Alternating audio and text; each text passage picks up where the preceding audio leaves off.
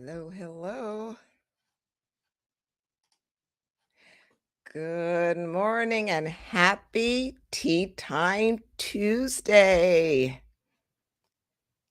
Let's make sure we are on.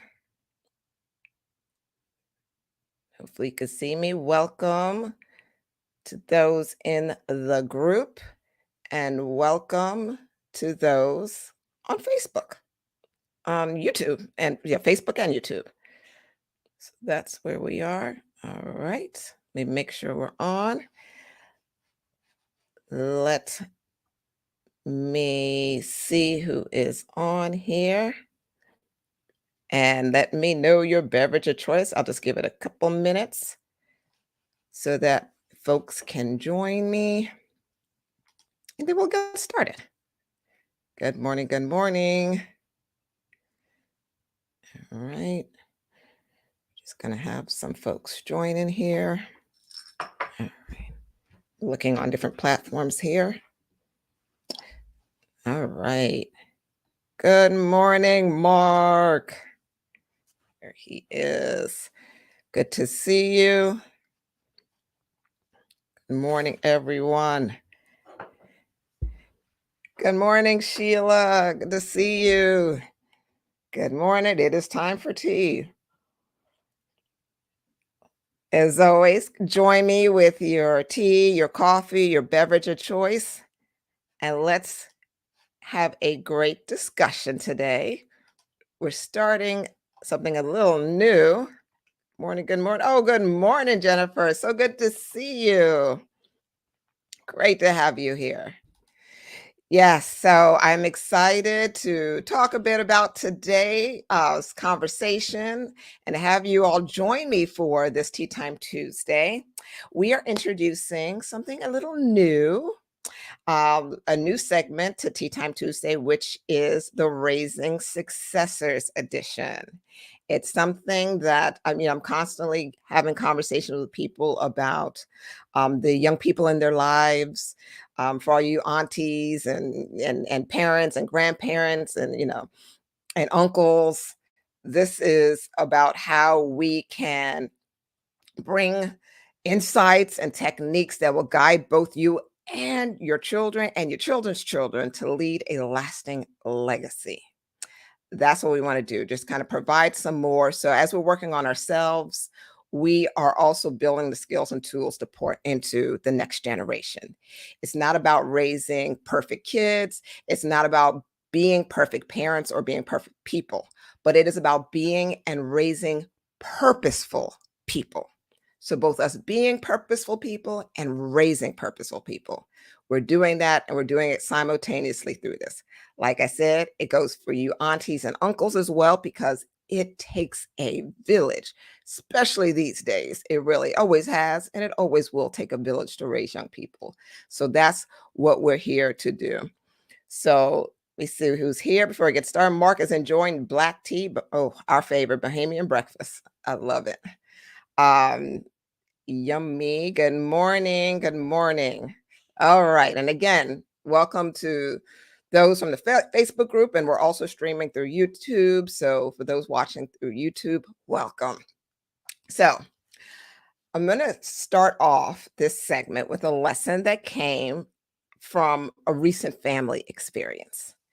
So on Friday, I shared that my daughter, Gabrielle, got married earlier this year. And well, so it started off with the story, and if you saw the email or anything that I posted, you kind of saw some of the story. So I'm going to go through it, just kind of give a recap. So several years ago, just in a general family conversation we were having, I asked my husband and the kids a question. I said, if the house was on fire, what would be the one thing you would grab? The one thing in the house that you would make sure to grab, to make sure you get out of the house.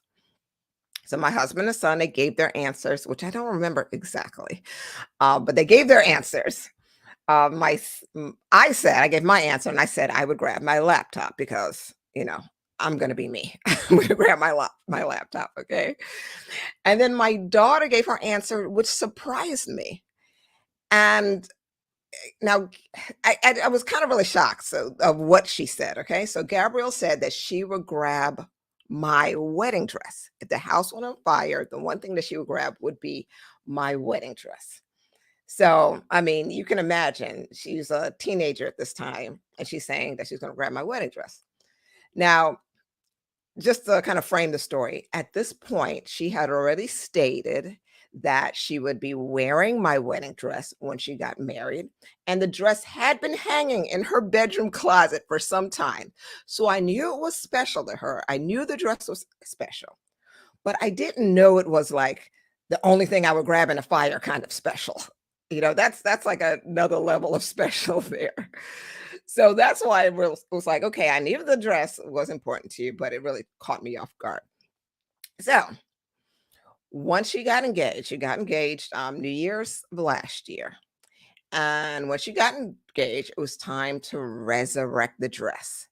And she had this beautiful concept for modifying it so that it would keep its distinguishing qualities while customizing it to fit her unique personality.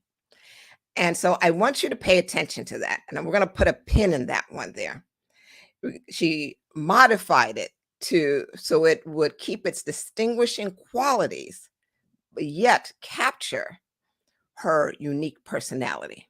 All right, so we're going to put a pin in that there. We're going to come back and cover that. So let me pause here and say hello to the new ones. Hello, Dr. Ranelli. Finally caught me live. Wonderful. Good morning, Ron. Your good day. Good morning, Francesca, Vivian. Good morning. I put your Chlorofresh water. So yes, I am telling the story of my daughter with her wearing my wedding dress, and deciding to save it from a fire if it was the only thing that she can grab. So with that said, she got engaged, and again, keep its distinguishing qualities while customizing it to fit her unique personality. So she purchased what she needed to modify the dress to alter it. And within 48 hours, the wedding dress was transformed from mine to hers. And my daughter is an artist. She did a fabulous job. I was so impressed with what she was able to do in 48 hours. And you know what I'll do? I'll post the before and after pictures in the Facebook group after this broadcast if you're interested in seeing what she did. If you're into that kind of thing, I'll go ahead and post it so you can see how I wore it and how she wore it. And just because I have to give her some props because I have two very talented artists. Both my kids are so talented, and she's very talented with her hands. So I'll show that. All right. So now, despite how this conversation is sounding, I promise you, the point of this is not about that my daughter was wearing my wedding dress. That's not the point of this conversation. What I want to emphasize is why she wore this dress, why she chose to wear the wedding dress. And the other reason it's so important is because why do we all do the things that we do? Why do children, young people, adults, all of us, why do we do the things that we do? So that's a part of this conversation. And I'm illustrating it with my daughter and her dress. So there was no way I was going to come to you and have this conversation talking about my daughter wearing this dress without asking her exactly why did she say yes to the dress. So I did. I had the conversation with her, and she shared with me the reasons why the dress was important to her. So I'll go ahead and share those 3 points with you. And then again, I'll tie it into the purpose of this conversation. So the first reason that she shared was the dress represented our marriage, my marriage with my husband. Ron and I have been married 26 years. And our marriage was an inspiration for what she ultimately desired. It resembled what she wanted. And part of that is a loving, God based marriage. That's something she's always desired. She grew with us as we matured. She matured, we matured together. She witnessed the ups, downs, the goods, the bad, and ultimately saw love and God through that. And for that, I am extremely grateful. Two, she valued our relationship as mother and daughter. And wearing the dress was a way of paying homage to that. Our relationship, and a part of what established our relationship and the value, I believe a huge part of the value in our relationship is our communication. The way we're able to communicate with one another, be open and honest, and have a relationship that allows us to be fully ourselves without expectations. So that's the second reason she valued our relationship. And the third reason that she wanted to wear that wedding dress was because with Gabrielle, whatever she incorporates into something must have meaning for her. She's the kind of person that is very intentional, very meaningful and purposeful about the things that she does. As I mentioned, she's an artist. And if you know any artists, let me know if you have artists in your family. If you're an artist, if you relate to this, you know that artists, particularly, are so intentional about the things that they do, how they express themselves through their art, and it comes out in so many other forms in their life. So she, it had sentimental value, and she used those terms sentimental. And so when she said sentimental, I looked up sentimental value because, of course, my mind went to sentimental value. It had that dress had I'm struggling to say the word today. That dress had sentimental value. So I had to look up the word. I said, okay, let's see. Let's make sure we have an understanding of what sentimental value means. And when I looked it up, it said, the value of something to someone because of personal or emotional associations rather than material worth. Personal and emotional association. That's the part that stood out to me. The value of something to someone because of personal and emotional association. That's the key. So here's the question. How do we create a personal or emotional association to the values that we want to instill in the children in our lives? How do we create that? How do we instill the values by connecting it with personal and emotional association? And that's what I want to present to you today. But before I do that, let me check the chats. Good morning, Markel, who's drinking ginger tea today. I love it. Being intentional, Mark. Yes. Francesca agrees the artists do have specific intentions and how they want to express themselves in their hard work for sure. Thank you. I love it. I love the feedback here. Very true. So y'all, you get it. You're getting it. So how do we create personal and emotional association to the value that we want to instill in the children in our lives, all the children in our lives?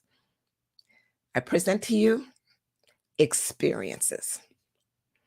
Experiences are one of the ways in which we can build this connection. Experience is one of the key ways to instill values within your family culture that your children will be drawn to. My daughter was drawn to what that dress represented because of the experiences that unfolded throughout her life. Experience is an intellectual asset and a wealth multiplier. And I say this because we are here as legacy builders. And yes, we are here about building and multiplying financial assets, but we have to be just as intentional about building and multiplying the intellectual assets that must accompany the money that we pass down in order for them to manage it effectively and in order for them to grow with the money. It's not enough to grow money if the next generation is not growing. The money has to grow with the people. So experiences. Every Thursday in this Facebook group, we ask the same question every Thursday. If legacy is how others will experience your existence, how was your legacy experience this week? That's the question we ask. We do this so that we can help you shift your mindset to see that it is often the small, consistent experiences that leave the greatest impact on others. That's why we make sure to post that every week, and we want to hear from you. And when you talk about it, when you share, you start paying attention. When you start paying attention to the small impact, the small experiences, you start to operate with intentionality, and they build, and you operate in that way. So let me point out the keys to the experiences that we want to create in order to leave this lasting impact on the next generation. And I'm going to share with you 3 points because I like to do it in threes for Tea Time Tuesday. Keep it simple, to the point, and understandable. All right, so I'm going to share 3 points to how to create experiences that will leave a lasting impact. Before I do, let me take a look at the chats. Experiences an intellectual asset, wealth multiplier. Yes, ma'am. Yes, ma'am. I love it. Respect, honesty, trust, living by the values we teach. Yes, Nancy. Very good. Thank you for sharing that. And Mark, deposit experiences into your intellectual bank. Yes, sir. That is what we are here to do, right, Mark? I love it. So let's start with number 1. Experiences should inspire action. Experience should inspire action. I think it's not, it's not some kind of mystery. We all, well, especially with young people in our life, we all do things so that we can enjoy these wonderful and memorable experiences with young people. That's why we go out of our way to celebrate holidays, to make it memorable for them. We take the time, we have vacations, and so many times when you have conversations with people, it's like, oh, I want my kids to have a memorable experience. And all of that is wonderful. But experiences, they need to inspire action. That should always be our priority. They should inspire the next generation to say, I want to do that, I want to be that, or I want to inspire that in others. Those are the actions that fill up our youth, so that they are inspired to do more, inspired to add and build the legacy that has already started with you. So you're teaching them, I want to do more, I want to be more, and I want to inspire others. And that comes with experiences that inspire action. Number 2, more should be experienced than expected. This is one that I sometimes feel that we struggle with as adults. Do not expect a certain outcome from children where there is no framework to sustain the behavior. Let me say it again. Do not expect a certain outcome from children where there is no framework to sustain the behavior. Children must be exposed to consistent experiences that provide the roadmap for the desired behavior that you have for them. We are often in a society where we're just looking at kids and saying, like, what is their problem? Why aren't they? Why do they? Why? And I get that. And if I'm stepping on some toes, well, I don't mean to hurt anybody. I'm gonna step lightly. But you know what? I step on my own toes too, because as I'm sharing this, I'm not coming from a place of I have it all figured out and I did it all right. I'm coming from a place where I've had to learn this process. And I didn't always get it right and I didn't always follow through with this, but it became a part. I did develop eventually the consistent behavior to understand that this is what the intention is. So children must be exposed to consistent experiences. So it's boom, constant. They're seeing the experiences regularly, and it provides a roadmap that shows them the path to develop the behavior that provides the desired outcome, which is in this case, being drawn to the values that you are instilling in them. That's what we're focused on. So, I'm looking at it. No, I step on them too. All right, Mark Hill.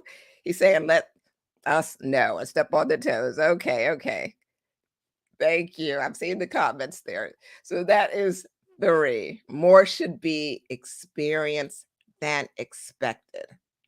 Monitor your expectations, regulate those expectations, and focus on the experience. And the third point, experiences should allow freedom for growth within a framework. Freedom should allow freedom, sorry, freedom. Experiences should allow freedom for growth within a framework. That's what number 3 is.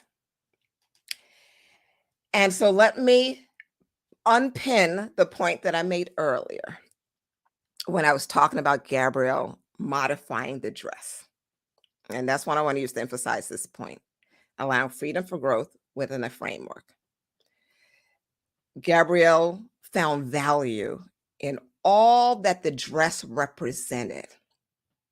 The dress and all that it was the framework that she valued. And what was allowed was to keep the distinguishing qualities while customizing it to fit her unique personality. Are you feeling where I'm going here? Distinguishing qualities. When it comes to our family values and the family culture that we want to build, there are distinguishing qualities that we want to pass on to our children.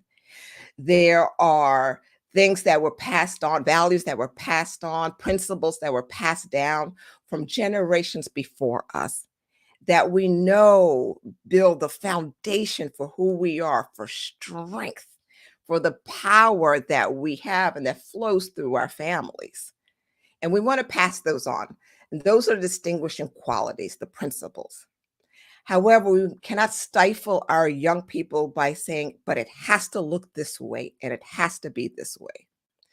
This is the reason why I'm not a fan with the term of adults and parents using the term mini me, referring to their children as mini me's. It's something that I've personally never used with my kids. Very intentional about that. And again, not trying to step on the toes of anyone who has done that. This is no judgment, it's not a right or wrong thing. It's just not a preference. And it's not a preference for this reason. We must give room for our children to grow within the distinguishing qualities, but allow them to flourish in their unique personalities. And oftentimes, when we frame the narrative as a mini me, we are inadvertently putting them in a box where we could possibly be moving forward and that framework being a bit too tight. All right. The framework needs to be free enough where there's structure so they're not out of control, the distinguishing qualities, yet room to grow, to expand within the unique qualities that God has given them. And so when we provide experiences for them, keeping that in mind so that the freedom of growth is there with the guidance, the structure, the framework, so that they understand and they can be supported within the family culture and the qualities that are important and that will build a lasting legacy. So, just to recap, because I know for my note takers, they are, you're going to want the recap. So, the first experience point that we want to touch on are experiences should inspire action. That was point number one. All right. And thank you for those who are putting it in the chat. I love it. My people, my people. Number two, more should be experienced than expected. All right, that point number two with experiences. And point number three, experiences should allow freedom for growth within a framework. I love it. Thank you. Growth within the framework is the goal. Yes. Thank you. I see you, Sheila. That's right. Yes, ma'am. Oh, I love it. It's important to allow children to grow within unique personality. So true. Yes. This so I'm just gonna pull out some of the points for all the wonderful feedback. I just love my community here. This legacy builders are special people because we focus, we get it. All right, Sheila. Yes, growth within the framework is the goal. Love it. I'm still laughing at Markel here. Nah, step on him. Let us know. He's still over here stepping on the toes. All right. Wonderful, wonderful. Thank you all for your feedback. Let me just go through, make sure I didn't miss anyone. And I want to pull a mark here, deposit experiences into your intellectual bank. Something that we talk about in our Family Legacy Experience program. We are so excited to be just welcoming the next group. We are starting October 24th. So, for all those who are part of the Legacy Experience, all of these concepts we're going to be pouring into you. And as we work to build your family legacy, your legacy bank, and so much more. It's just really exciting. So let's talk about it. So thank you all for joining me. Thank you for another Tea Time Tuesday. I'm just looking through here, make sure I have everything. Make sure I cover everyone. Experience. Yes. And oh, I see one good comment here. I'm not sure who, let's see. Nancy. Okay. We can learn from our kids' experiences too. Absolutely. Because, I'm so glad you mentioned that. The last thing I'll mention, there is so much I learned through my daughter's wedding, what she did, some of the decisions that she made. I will be posting about that on soon. I actually have a story that I'm going to post about because I always say as a recovering people pleaser, I learn a lot from my kids. Um, and because they are a bit different from me, their upbringing was different, a little different from mine. So, yes, Nancy, I agree. We can learn from our kids' experiences too, because when we pour into them, guess what? They pour right back into us. And that's the blessing of it all, full circle. So, thank you, everyone, for allowing me to share. Thank you for your feedback. I love my Tuesdays. I love being with y'all every Tuesday. We will be back again next Tuesday for another tea time. Thank you for being a part of this new Raising Successors edition. Be sure to post your experience this Thursday in the Facebook community and continue to tap in to how your intellectual asset can grow as other people experience your existence on a consistent basis. I'll see you next time. Goodbye, everyone.